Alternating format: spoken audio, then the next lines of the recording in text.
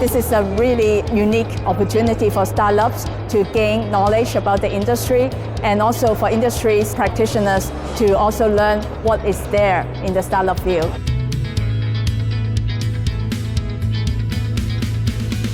I think for this year, the venture capital trends are recovering very well. Investors are more interested in investing again.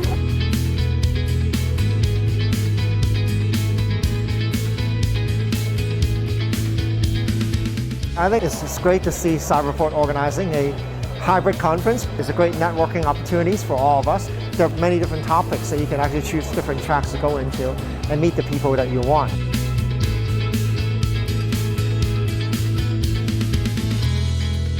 This is a fantastic place.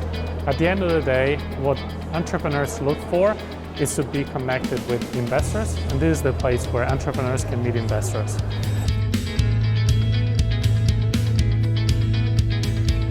Yeah, I think CVCF plays a very important role in the startup ecosystem here in Hong Kong. Just connecting both, investors and startups. I think it's very beneficial to have sort of a platform to generate interest in their particular businesses and hopefully make a lot of connections by attending CVCF.